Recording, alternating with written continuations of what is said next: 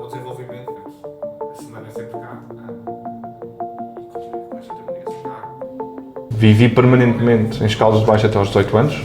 Eu sou um filho da terra, o meu pai era de Escaldas de Baixo, a minha mãe é alentejana, de Pontessor, mas sempre, previamente casaram, passaram a viver em Escaldas de Baixo.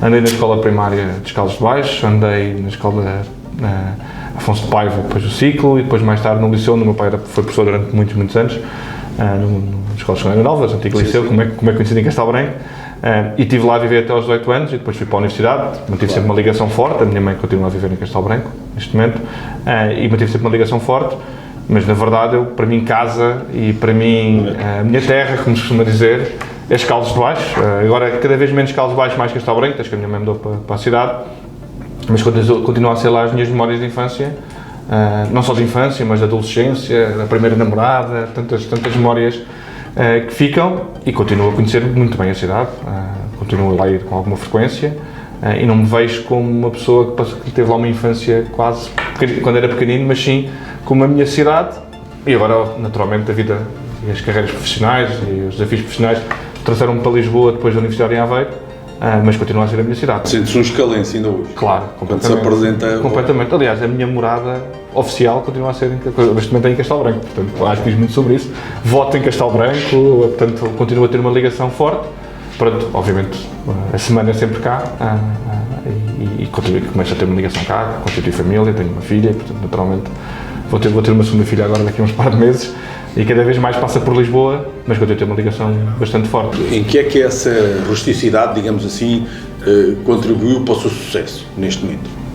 Bom, se é que sente que isso é uma mais-valia ou não? Acho que é uma mais-valia. É uma mais-valia no sentido em que eu tenho um momento que até acho que posso dar um exemplo. No momento que eu trabalhava na altura na Portugal Telecom, e a PT na altura, o PT na altura, patrocinou a minha ida para o MBA. Portanto, tinha uma boa performance, eles acharam que fazia sentido, eu propus, e eles patrocinaram a minha formação lá fora, na altura.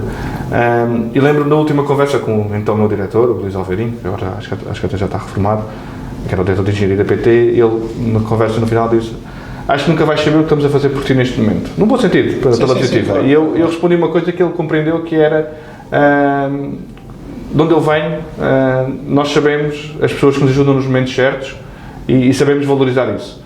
Acho que nesse sentido nós, beirões, ou pessoas do interior, ou pessoas de alguns meios mais pequenos, como é o meu caso, temos esse sentimento de comunidade e esse sentimento de proximidade, quase um bocadinho tribal, não é? No sentido histórico da palavra, mais enraizado e mais presente em nós, porque vivemos vou dar um exemplo, quer dizer, nas Escaldas de Baixo eu posso não conhecer as pessoas, mas naturalmente, se entrar num sítio qualquer onde esteja alguém, cumprimentamos, faz parte. Em Lisboa isto não acontece, porque somos mais impessoais nesse sentido. E acho que essa dimensão pessoal de quem vem do interior, que é muito mais forte, é claramente uma mais-valia. O nosso objetivo, enquanto empresa, é o lucro, seja nós, seja qualquer outro, e esse é o papel que temos na sociedade, e tem mesmo que ser assim. Naturalmente, a informação que eu tenho e o conhecimento que eu tenho, a proximidade que eu tenho ao interior do país, ajuda-me a ter uma visão completamente diferente.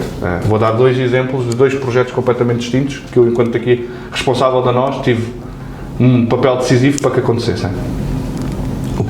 A nós era uma empresa, não diria do litoral, no passado, ou seja, a antiga zona, a antiga TV Cabo, é uma das países, mas muito das grandes cidades do litoral e meia dúzia de cidades do interior, e foi uma iniciativa minha, e é um objetivo meu estratégico, chegar literalmente a todos os portugueses, a todas as casas dos portugueses com fibra óptica, e foi no meu tempo em que nós expandimos a nossa fibra para Castelo Branco, para Pontessor, para Porto Alegre, para a Guarda, para a Covilhã, Fundão, e podia continuar aqui para Barrancos, para ser aqui um ponto mais extremo, e portanto isso faz parte, e é a visão, havia uma visão cá dentro, como há em tantas outras empresas, sobre o que é realmente o potencial de negócio do interior e a oportunidade que existe, e obviamente, e agora está a acontecer o mesmo com o tema do 5G.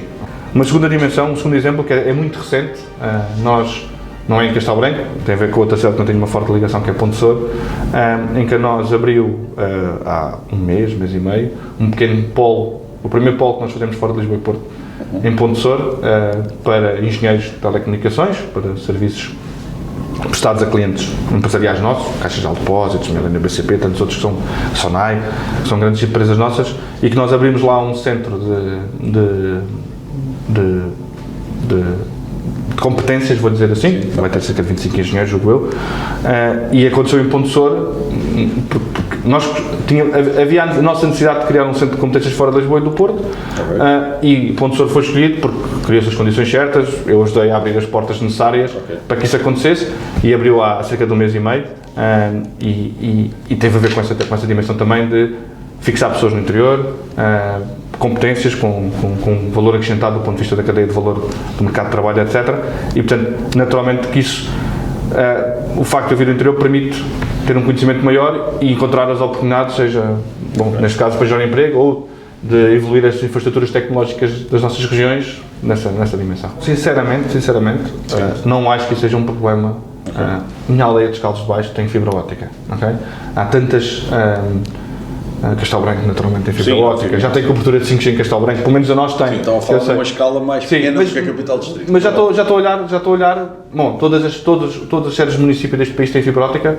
Portanto, esse processo vai acelerar no sentido... Está a acontecer. Há um projeto, depois há uma dimensão aqui importante, que é, a partir de certa altura, deixa de ser economicamente viável levar a fibra óptica ou 5G a uma casa isolada no cimo da Serra da Gardunha, não é? Mas o próprio Governo tem uma iniciativa que é chamada Zonas Brancas para cofinanciar, como já fez no passado em algumas zonas, cofinanciar o acesso de fibra óptica a essas zonas. Um processo que está em curso e, portanto, nós vamos ter, não diria 100% do país, porque isso é impossível, mas vamos ter muito próximo de 100% do país coberto em fibra óptica, e o 5G até pelas obrigações de cobertura colocadas no caderno de encargos que levou ao leilão. Também está a acontecer, obviamente.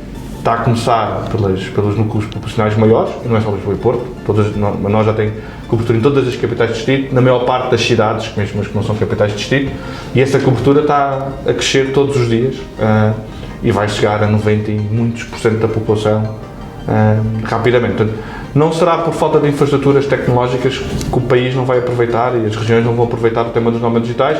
Agora temos que conseguir ter o marketing certo para atrair essas pessoas ao interior, à medida que a internet vai ganhando um papel cada vez mais relevante na nossa vida, e o ciberataque aos nossos colegas da Vodafone, e aqui somos mesmo colegas, porque isto não é um tema concorrencial, é um problema do setor, demonstra bem a capacidade que 3 ou 4 pessoas, ou 5 ou 6 pessoas conseguem impactar na vida de um país como um todo, porque no caso das telecomunicações sustém muitas das nossas atividades básicas por aí fora, mas havia outras empresas elétricas, águas, etc., que podiam ter impactos tão ou mais graves do que um operador de telecomunicações.